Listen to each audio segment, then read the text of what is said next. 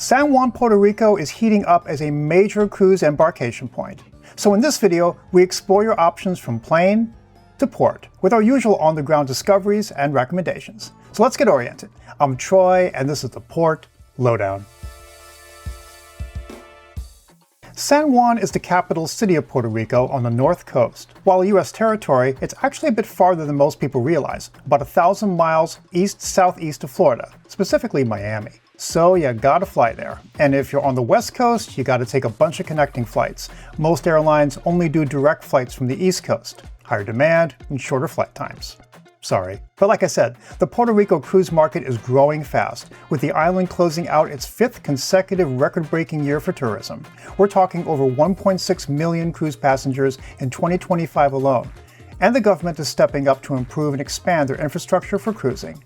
Now, if you've seen our previous San Juan video, here's a link, you would have gotten a general area overview, including the ports and town attractions. So on this video, we'll focus on the actual arrival and boarding process. First, welcome to Luis Muñoz Marin International Airport, SJU, a roughly 20-minute drive from the Old Town cruise terminals. It's a medium-sized airport, so it's pretty easy to navigate without too much walking, but there are some things to keep in mind. Pretty simple layout, terminals A through D, with Terminal A actually separated from the rest of the complex, but integrated into the surrounding Horseshoe Road.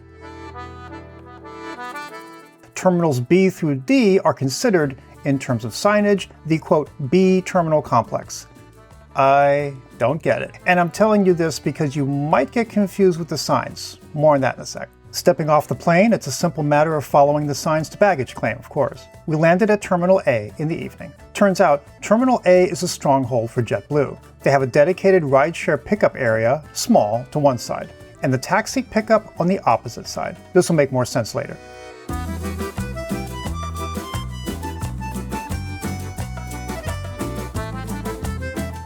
And assigned to a hotel? Again, stay with us. It's not necessarily close. Another baggage claim in the same terminal, but with a similar problem. There's only one bathroom for the whole floor.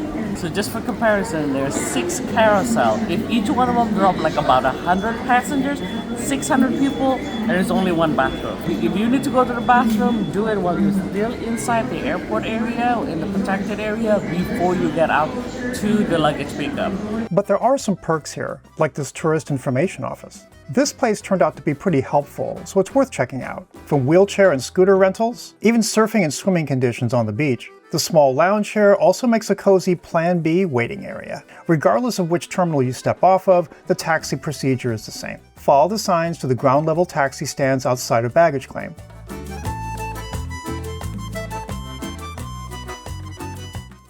You'll approach a taxi dispatcher.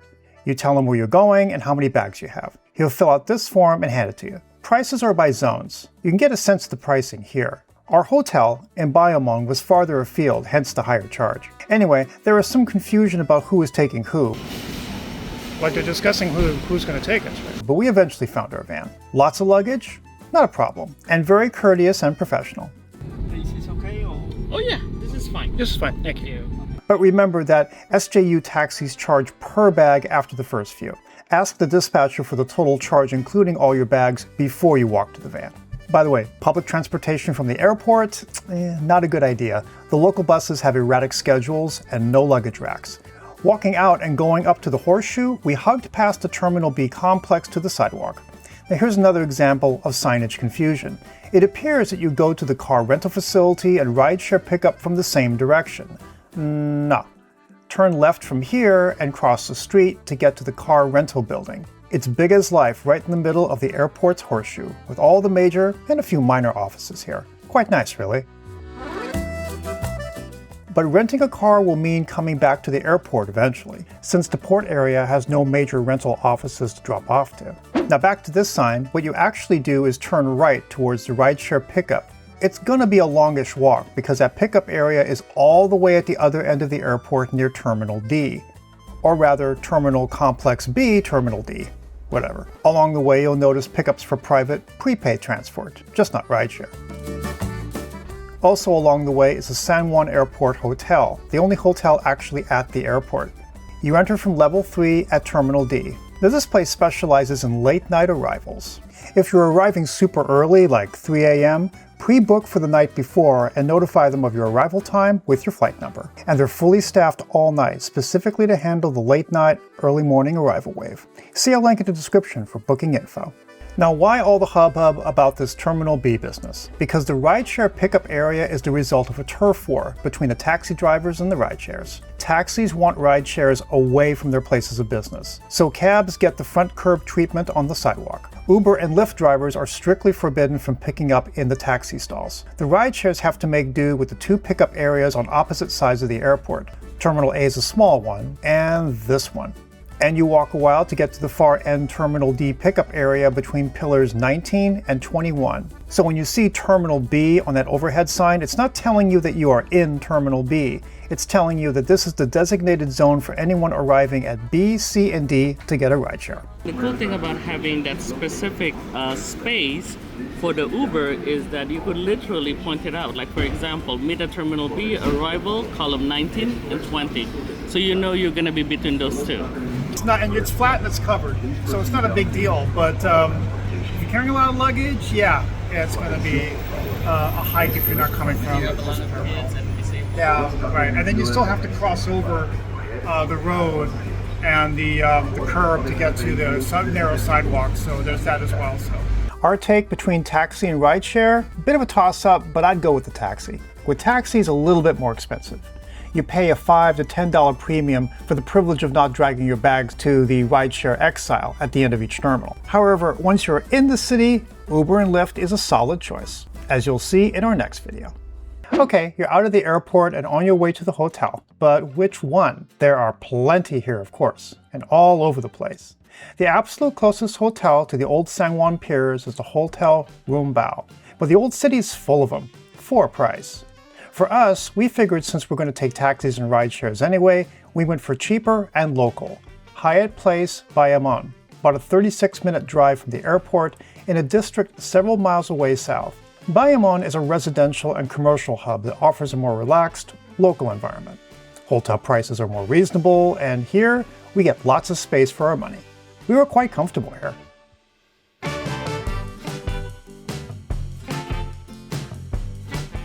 There was complimentary breakfast also.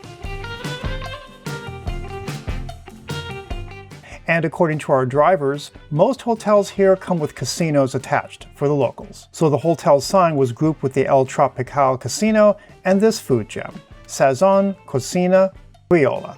This wasn't an overpriced chain hotel restaurant, but a local favorite for birthdays and group dinners. It was another opportunity to see some local slice of life, and the food was quite good. Although this beast, the pork ribs, took a lot of effort to put down. But the service was personable and warm. See our link for booking information for this hotel. Point is, you can throw a wide net to find a good hotel deal, since you need to be driven everywhere anyhow. So on cruise day, we headed for the ship via Uber, which in this case was faster and cheaper since we didn't have airport fees to be concerned with, but we did plan a late arrival. Sail out right now is scheduled at 7 p.m. So we decided to try something different. We're actually doing the port at 2:16 p.m. Let's see how that goes. Because we heard that the port can be really chaotic. The crowds can be pretty intense, so we decided to do it a little later today. Now, since we were with an Uber, she made a hard U-turn and quick drop off at the curb. The taxis are a force to be reckoned with here, and this is their territory. More on that when we disembark. We arrived at Pier 4, the exact same place we docked at for our last port of call. Got it right. No traffic whatsoever. It was very smooth sailing coming here. Now, the distinctive thing here is your driver cannot enter the gated area. Every passenger gets dropped off at the curb. Then you have to get past the gate and down the interior sidewalk. For those with physical limits, help is on the other side. They have to go at least this far, so it's not that bad. How many feet? That's about 50 feet. Huh? 50 feet? About 50 feet, yeah. 30, 40, 50 feet to get in here, and then there will be porter and a wheelchair to help you. Oh, okay. Everyone else walks another 50 to 75 yards to drop off their bags with the porters. Inside, it was much the same terminal as when I came the last time, with stores and restrooms downstairs.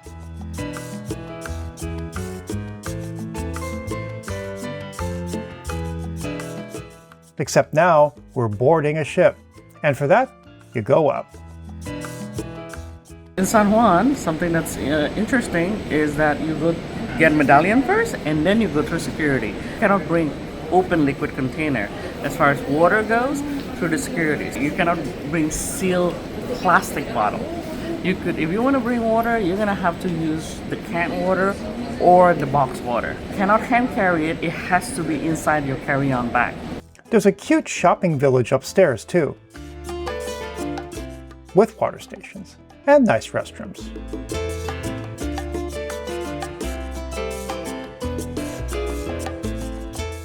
Now, our experience has been exclusively with Old Town San Juan, but there's a newer facility that handles some of the biggest ships, the Pan American Pier, across the water from the Old Town piers in the Isla Grande district. And the only way to reach this pier is by private car, taxi or Uber. Public transit is non-existent here, and walking is physically dangerous due to the heavy industrial traffic and lack of sidewalks. So allow plenty of time to get here. It may be technically closer to the international airport, but congestion will make your commute a lot longer. And because of that congestion, aim to arrive at the pier roughly 30 minutes before your scheduled boarding time. When we left, it was as smooth as other ports. Baggage claim just before exiting, and the same long sidewalk out. Unless you have a special shuttle arrangement, you'll be going this way again too for the waiting taxis. The cabs have a lock on the fronting sidewalk, so we ordered our ride shares before going out. That way, we could meet our driver across the street. We had to struggle a bit to get our luggage across the street, but here, the taxi rideshare tension is real. A truce, but everyone knows their territory, so just be mindful of that when calling a rideshare. While Uber often wins on cost, taxi is the convenient, fixed-rate choice, especially during peak crowds. For us, we had the time, so Uber it was. And one last note on the airport. Any flight that going to the mainland from Puerto Rico will have to go through agricultural check. And that is no shortcut. So it doesn't matter whether you have clear, pre-TSA, pre-check TSA, you still have to line up for that one. No USDA inspection sticker, no check-in. And that includes your carry-ons too. Overall though, San Juan is a cool and fun place to be, worthy of an extended stay before or after your cruise. We did just that and have an updated port of call video, where we explore new and super cool places via the Uber. By the way, if you got good value from this video, hit us up with a like and consider joining our community as a member. At the first pilot level, you'll get our growing Google Map guides, curated and pinned for your convenience, as well as 50% off our collection of port guide PDFs, essential cheat sheets with vital info with our specially designed color-coded map. Click join at the bottom of the video for more info. And keep those comments and questions coming. We love them and answer them as soon as we can. Happy travels, and see you on the next cruise.